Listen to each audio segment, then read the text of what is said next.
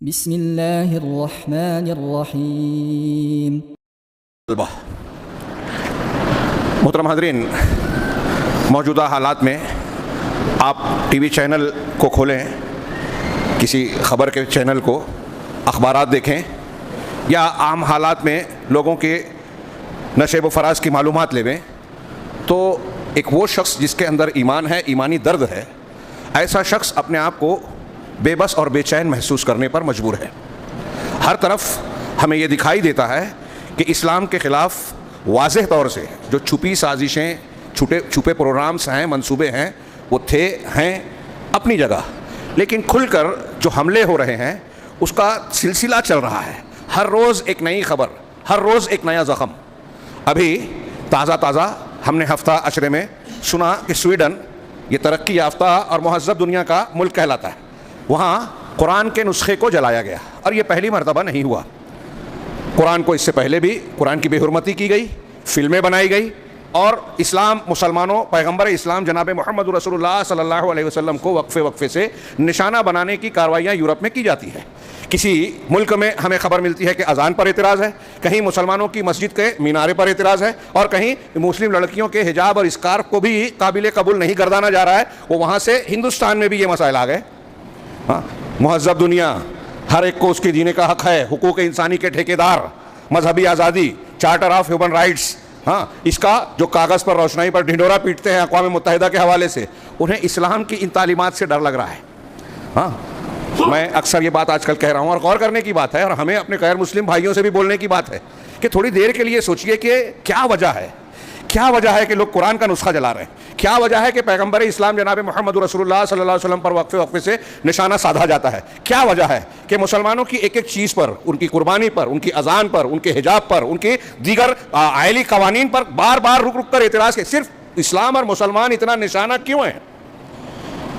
دنیا کے کئی ہزار ویب سائٹس ہیں جو اس کے لیے خاص ہیں۔ گودی میڈیا اور دوسرے کیا کم تھے؟ ہمارے ہاں سوشل میڈیا پر بہت کچھ چل رہا ہے۔ ابھی بعض پروگرام آئے کہ ہندوستان کے شہر میں جو سوسائٹیاں اونچی کیٹیگری کے لوگ ہیں، ان کے واٹس ایپ گروپ میں نفرت پھیلانے کا منظم کام کیا جا رہا ہے۔ ایک پارٹی اور ایک گروہ ہندوستان میں اپنا میڈیا سیل تربیت دے چکا ہے، وہ پہلے سے کام کر رہا ہے اپنا، اور ان کا ایک بڑا کام یہ ہے کہ مسلمانوں کے خلاف لوگوں میں نفرت پھیلائی جائے۔ اس کا مظہر ہمیں نظر آ رہا ہے۔ کچھ دن پہلے کی خبر ہے، اتراکھنڈ میں مسلمان دکانداروں کو، تاجروں کو کہا گیا اپنا اتنے گھنٹے میں جو ہے بوریا بسترا گول کر کے یہاں سے کچھ کر جائیں، نکل جائیں، ہجرت کر جائیں۔ دوسرے اور ریاستوں میں کہیں کوئی الزام، کسی جگہ اپنے مقام پر نماز پڑھنے پر اعتراض کیا گیا۔ ایک صاحب نے ایک سوسائٹی میں، بمبئی میں ایک مسلمان فیملی سوسائٹی میں رہ رہی ہے پنویل میں، یہ لگایا کہ وہ صاحب جو ہیں PFI جس پر پابندی لگائی گئی اس کو زندہ باد کہہ رہے ہیں، اور ایسے نعرے لگا رہے ہیں۔ پولیس میں کمپلین بھی خود ہی جا کے کی، CCTV کیمرہ دیکھا گیا، پولیس نے دیکھا تو پتہ چلا کہ جنہوں نے کمپلین کی تھی بوڑھا ہندو آدمی، 68 سال کا آدمی، اسی نے یہ لگایا ہے۔ اس نے اعتراف کیا اور یہ بتایا کہ اس کی اور مسلمان خان فیملی جو وہاں اس سوسائٹی میں رہ رہی تھی اس سے ان کی انبن ہے۔ بکری لے جانے پر اعتراض کیا گیا کہ یہاں قربانی کرنے لائے ہیں۔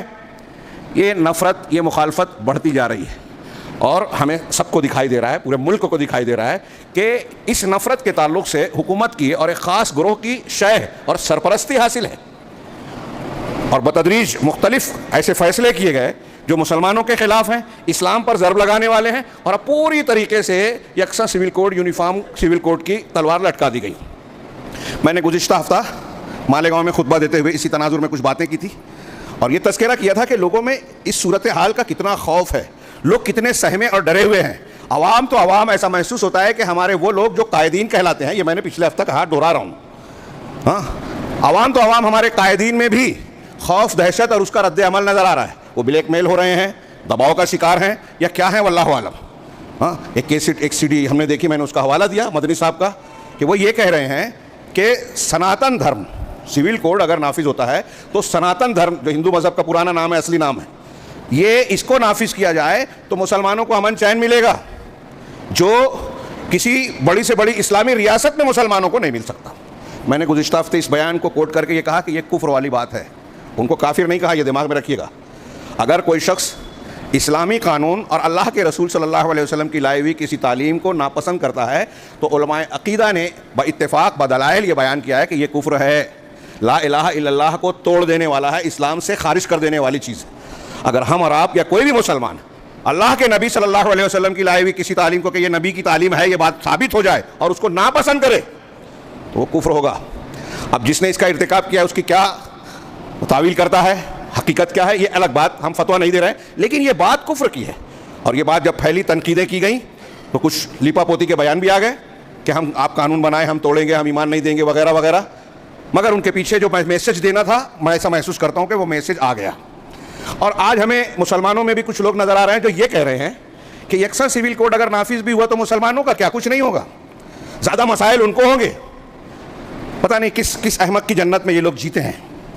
مسلمانوں کے آئلی قوانین، طلاق، نکاح، وقف، یہ مسجدوں کے اور اس کے جو حقوق ہیں وقف کرنے کے جو تعلق سے ہم بعض چیزوں کا مطالبہ کر سکتے ہیں، اور اسی طریقے سے وصیت وغیرہ، حصے بکرے، وراثت، ان اصولوں، ان معاملات میں ہندوستانی قانون میں مسلم پرسنل لا کی بنیاد پر ہمیں یہ حق حاصل ہے کہ اسلام کی روشنی میں اپنا فیصلہ کریں اور کروائیں، یہاں تک کہ سرکاری کورٹ میں بھی.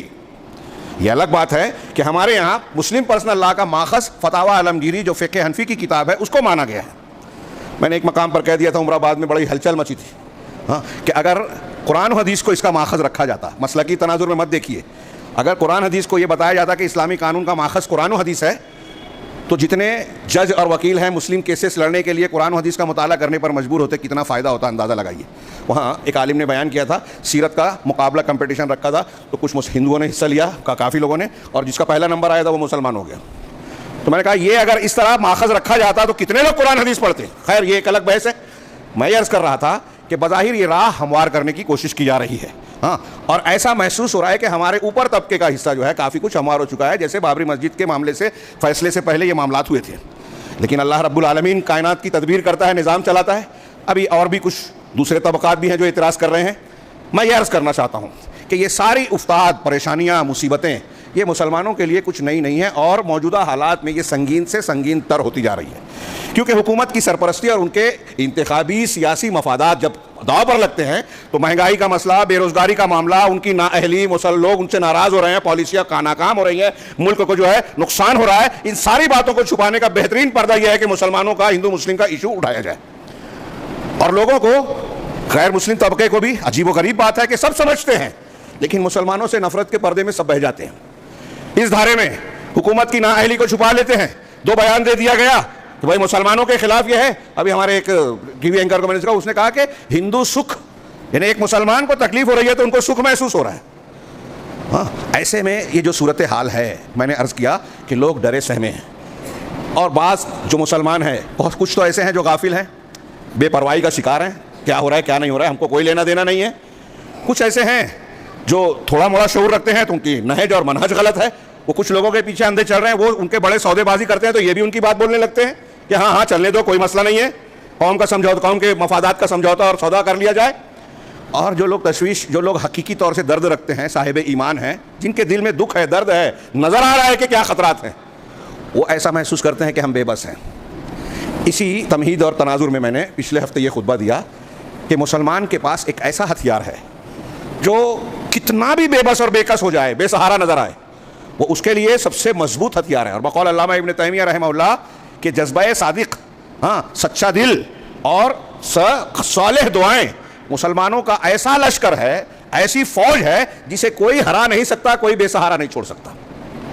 آپ کے پاس کچھ بھی نہیں ہے، یہ ہے. میں نے حوالے دیے کچھ پچھلے درس میں، شیخ کے حضرت یونس علیہ السلام مچھلی کے پیٹ میں ہے، کوئی سہارا نہیں، تاریکیوں میں ہے، کوئی نیٹ ورک نہیں، کسی سے کانٹیکٹ نہیں.